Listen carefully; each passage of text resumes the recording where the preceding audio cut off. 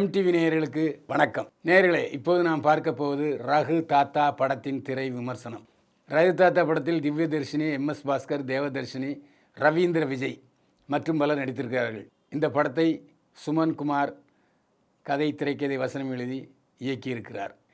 கீர்த்தி சுரேஷ் வங்கியில் பணிபுரிகிறார். இந்த கதை 1970களில் நடைபெறுகிற கதை. 1970 என்று சொன்னாலே இந்தி திணிப்புக்கு எதிராக போராட்டம் நினைவுக்கு வரும். அந்த இந்திய திணிப்பு போராட்டத்தில் முக்கிய பங்கு வகித்தவர் கீர்த்தி சுரேஷ். அவங்க அப்பாவும் எம்எஸ் பாஸ்கர் அதே மாதிரி தான்.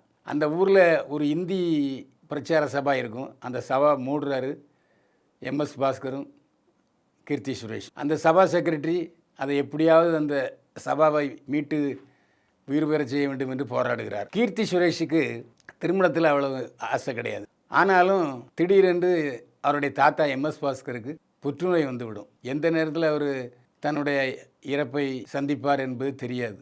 நாட்களை எண்ணிக்கொண்டிருக்கிறார். இதனால் தாத்தாவுடைய கடைசி ஆசை, எப்படியாவது என் பேத்தி கீர்த்தி சுரேஷுக்கு நல்ல இடத்த கல்யாணம் ஆகணும். அந்த சமயத்தில் ரவீந்திர விஜய் கீர்த்தி சுரேஷ் பின்னாடியே திரிஞ்சு அவர் பாண்டியன்ங்கிற பேரில் கதை எழுதி புக்கு வெளியிட்டிருப்பார் கீர்த்தி சுரேஷ். அந்த புத்தகத்தை எல்லாம் படிப்பதாக சொல்லி பொய்யாக அவருடைய கதையாசிரியருடைய ரசிகனாக பின்னாடியே சுற்றுவார். சரி, போன போது இவனையே கல்யாணம் பண்ணிக்கலாம் அப்படி என்று முடிவெடுப்பார் கீர்த்தி சுரேஷ். இங்கே தான் சிக்கல் வருது. இவர் முற்போக்கு சிந்தனை உள்ளவர் கீர்த்தி சுரேஷ், அந்த ஆள் பிற்போக்கு சிந்தனை உள்ளவன். அதாவது தன்னை விட தன்னுடைய மனைவி அதிகமாக சம்பாதிக்கக்கூடாது, அதே போல் தன்னுடைய பேச்சை கண்டிப்பாக கேட்க வேண்டும், வேற ஒரு ஆண்களோட பேசக்கூடாது, குறிப்பாக இந்தி பரீட்சையில் பாஸ் ஆகி கல்கத்தாவுக்கு வேலைக்கு போகக்கூடாது. இதையெல்லாம் ஒரு சந்தர்ப்பத்தில் கீர்த்தி சுரேஷ் தெரிந்து கொள்வார். ரவீந்திர விஜய் எப்படியாவது திருமணம் செய்து கொள்ளக்கூடாது, நிச்சயார்த்தம் செய்யப்பட்ட திருமணத்தை நிறுத்த வேண்டும் என்று கீர்த்தி சுரேஷ் போராடுவார். இதுதான் கதை. இதில் தேவதர்ஷினி வருகிற கட்டங்கள் எல்லாம் பயங்கர சிரிப்போ சிரிப்பு. படத்தில் கொஞ்சம் மனசு விட்டு சிரிக்கிறோன்னா தேவதர்ஷினி வர்ற கட்டங்கள் இல்லைன்னா. ஏன்னா இந்த வங்கியில் கண்டிப்பாக இந்தியில் தேர்வு எழுதி பாஸ் ஆகணுங்கிறது ஒரு நடைமுறை, அது ஒரு ஜீவம் இருக்குது. அதனால் ஆனால் இவளுக்கு இந்தி படிக்கக்கூடாதுங்கிற ஒரு வெறி. ஆனால் வேறு வழி இல்லை. கணவனுக்கு எதிராக கல்கத்தாவுக்கு போகணுன்னா ப்ரமோஷன் வாங்கணும். அந்த ப்ரமோஷனுக்கு கண்டிப்பாக இந்தி தேர்வு எழுதணும். ஆனால் இந்தி தேர்வை தேவதர்ஷினியும் கீர்த்தி சுரேஷும் இந்தி டியூஷன் படிப்பாங்க. ஆனால் மண்டையில் ஏறவே ஏறாது. ஏன்னா இந்தி திணிப்புக்கு எதிராக போராடியவர் கீர்த்தி சுரேஷ்.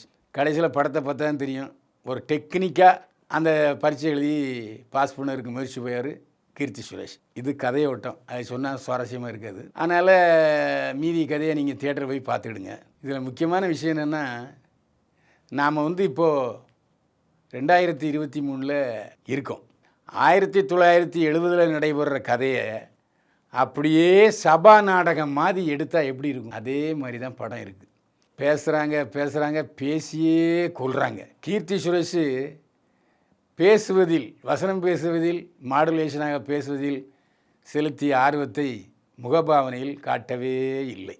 நடிகர் சாவித்திரி படத்தில் நடித்த கீர்த்தி சுரேஷா என்று கேட்க வேண்டி இருக்கிறது. அப்படியே மேலோட்டமாக நம்முடைய நெஞ்சை கசக்கி புளியாமல், நெஞ்சில் இடம் பெற முடியாமல் மேலோட்டமாக நடிச்சிட்டு போகிறார் கீர்த்தி சுரேஷ். அதனால தான் படம் செம போர் அடிக்குது.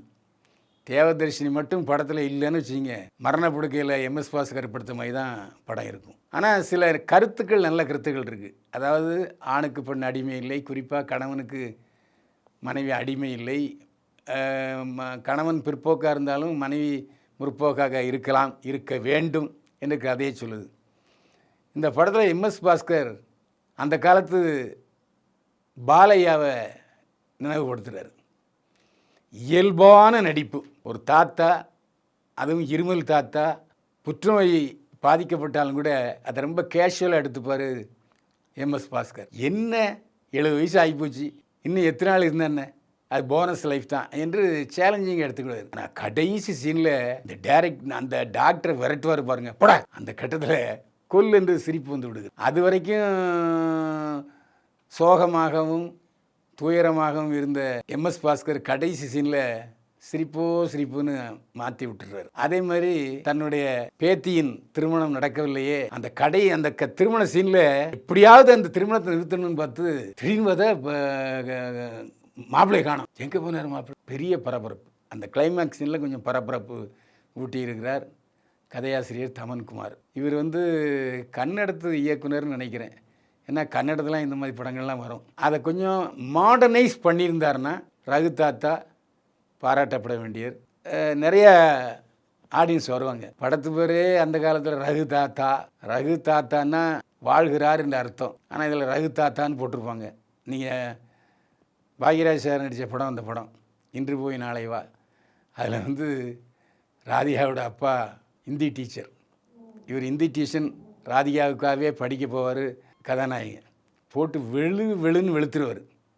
யார்? ஹிந்தி டீச்சர். அது ஒரே சிரிப்பாக இருக்கும்.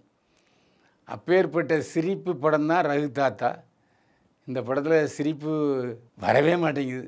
கொஞ்சம் இந்த மாதிரி கதைகளை கொஞ்சம் காமெடியாக சொல்லியிருந்தால் நல்லாயிருக்கும். அந்த தேவதர்ஷினி வர்ற கட்டங்களை தவிர மீதியெல்லாம் ரொம்ப பொறுமையை சோதிக்குது.